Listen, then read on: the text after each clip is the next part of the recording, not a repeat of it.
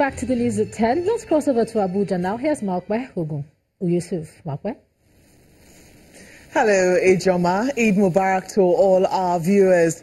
Suspected kidnap kingpin Chukwudumeme Onwamadike, also known as Evans, may have to find another lawyer as his lead counsel, Olukoya Ogungbeje, has withdrawn from his defense. Mr. Ogungbeje is pulling out ahead of the resumption of Evans' trial on June the 22nd before Justice Hakeem Oshodi of the Lagos High Court. A copy of Ogungbeje's letter to withdraw from representing Evans was sent to Channels TV's judiciary correspondent, Shola Shoyele, this morning. In the letter, dated Wednesday, June 13th, and signed by Ogungbeje himself, the counsel was said to have withdraw as lead counsel in all the criminal cases against Evans for personal reasons. The letter reads in part, "For the avoidance of doubt, we wish to state categorically that we fought a good fight this far, despite repeated and sustained threats to my life and my defense lawyers." End of quote. Ogungbeje also says that he and his team have been able to keep the Lagos State prosecution team on their toes in the art of forensic, proper and thorough investigation and prosecution of the accused persons. Well, Evans is currently facing 5 criminal charges before 3 Lagos High Court judges, Justice Hakeem Oshodi, Justice Oluwatoyin Taiwo, and Justice Adedayo Akintoye. The One Egg, One Man campaign initiated by the Benue State government to combat malnutrition and stunted growth among internally displaced children is yielding results, as statistics indicate that malnutrition has dropped from 39.8% to 23.6%. The Secretary to the Benue State government, Professor Anthony Ijoho, and the Principal Special Assistant on Nutrition and Food Security, Dorcas Upe, disclosed this at the flag-off of the campaign at the Bajimba IDP camp with over 500 crates of eggs.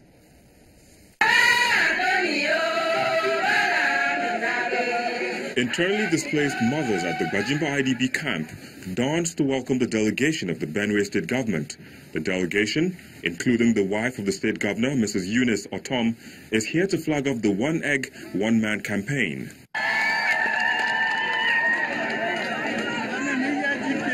The focal person in food and nutrition explains the One Man, One Egg campaign and how it has helped in saving lives. The One Man, One Egg campaign is for the children, especially those who are 0 to 5 years old, and those form about 50% of the 80,000. And so the campaign is geared towards those, also the lactating mothers and the pregnant children. And so the campaign has touched roughly 70 to 75% of these 80,000 children. A call for more assistance for the people. I wish also use this opportunity to appeal to all women Nigerians that enough is enough. All must be done to make sure that these IDPs go back to their homes. Another dangerous dimension to the displacement is the alleged trafficking of minors to other parts of the country, a development the wife of the governor reads the riot act to. It is unlawful to traffic any child for whatsoever reason. And I've also informed them to report such people to the relevant authorities. And I have also said that whoever is caught, because it is unlawful to do that, whosoever is found wanting in this regard will face the full wrath of the law.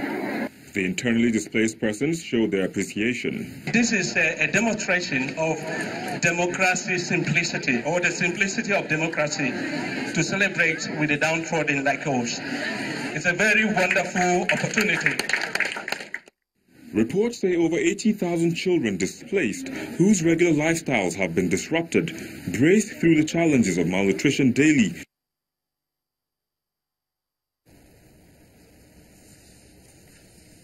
That's all from Abuja, but despite the fact that markets were closed today, business still happened, and Anne Nwanwodo has details for you on Business News.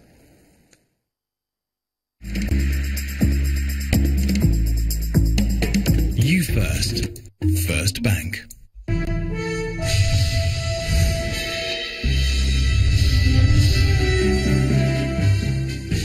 Thank Thanks a lot, Mark. Well, yes, that's right. The Financial Reporting Council of Nigeria says that it expects the new Code of Corporate Governance to take effect from January the 1st, 2020. At that event, at the International Chambers of Commerce, Nigeria, the Executive Secretary of the FRC, Mr. Daniel Asopai, said the code is aimed at encouraging voluntary compliance to ethical standards across the Nigerian market and practicing good corporate governance. He says the concerned individuals have till July to study the draft code and make necessary inputs before the new national code is unveiled. Let's find out what's happening at Nigeria's crude oil sector. Supply is still under great pressure today. Loading delays are already discouraging buyers. Loadings of Kwa Ibo for June and July have been delayed by about 1 week following power outage, shifting a few cargoes into later months. Shipment of Bonny Light are under force majeure, while the Trans-Ramos pipeline, which carries 4 cargoes to the coast for export, is already closed for repairs. From crude to Nigeria's forex reserves, latest data coming from the Central Bank of Nigeria shows that an increase of $203.2 million has happened in the reserves. The reserves, which stood at $47.7 billion in June, now rose to $47.6 billion for June 13th, after increasing for the first time in more than 2 weeks on June the 8th. Meanwhile, the CBN has continued its intervention at the forex market with a disbursement of $343.06 million to the retail market. The Standards Organization of Nigeria is partnering the Balogun Business Association to curtail the spread of counterfeit products in the country. After an agreement to combat the menace collectively, the parties resolved to share information for proper enforcement. Channel's business correspondent Templar Shaju reports. It is not the first of collaborations between the Standards Organization of Nigeria and the Balogun Business Association, domiciled in the Lagos International Trade Fair Complex. But this meeting serves as a renewed synergy to combat substandard products within the market. The threat of influx of substandard goods from Asia, and even from among Nigerians too, is something that we'll have to have a second look at. Involvement of stakeholders to come partner with us, to give us credible information of unwholesome activities. The complex serves as a floodgate for most fake products across the Federation, and the agency is also prepared for this. We are all over the states, like the DG said earlier. And from the time you make your complaint, I tell all my state coordinators is that the minimum amount of time you can respond is 1 hour. Within 1 hour of receiving your complaint, we will get back to the source. In reaction, the business owners expressed readiness to partner with government. We have listened to him and he's committed to fighting the menace, and we will give him our maximum support. All things have passed away, the new things will come. We have decided to turn a new leaf, and we're going to sink that into the ears and mindset of our people. We want to come against the perpetrators of substandard goods with all the laws and the force of the law available to us. It's no longer going to be business as usual. It's either you close your shop, move away from these areas, or you have us to contend with. About 15 billion naira is lost annually to counterfeit and substandard products in Nigeria. This resolve will be expected to reduce fake items in the International Trade Fair Complex. Temple Ashaju, Channels Television News. Remember we told you about a telecoms giant AT&T? Well, it has completed its takeover now of entertainment firm Time Warner after winning a court battle on Tuesday this week.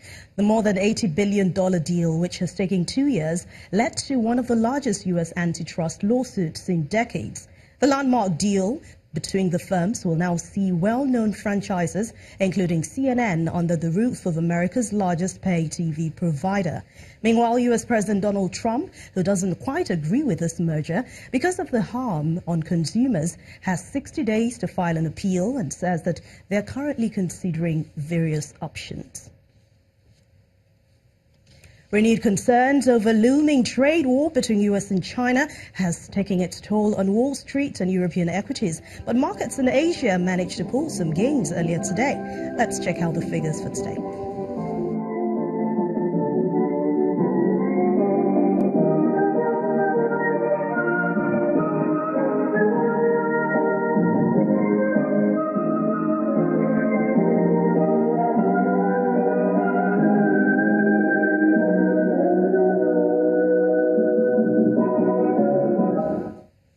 That's business news for tonight. Thank you for watching. I'm Anne Nwawadu. It's back to you, Joma.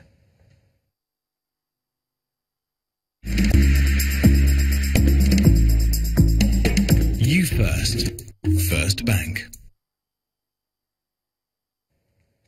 Thanks a lot, Anne.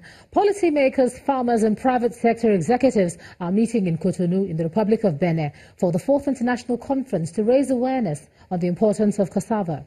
The conference is also reviewing recent scientific progress, setting priorities, as well as seeking for new opportunities. The Benin Conference is organized by the Global Cassava Partnership for the 21st Century. Our correspondent Ayola Kasim reports.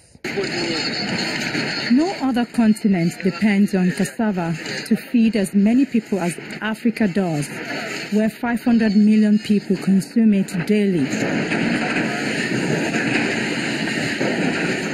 Africa is growing 55% of the world's production. Meanwhile, the continent has the lowest productivity, with about 52 million metric tons annually from a cultivated area of about 3.8 million hectares. Nigeria accounts for cassava production of up to 20% of the world's. The national average yield of cassava is estimated at about 9 tons per hectare in Nigeria,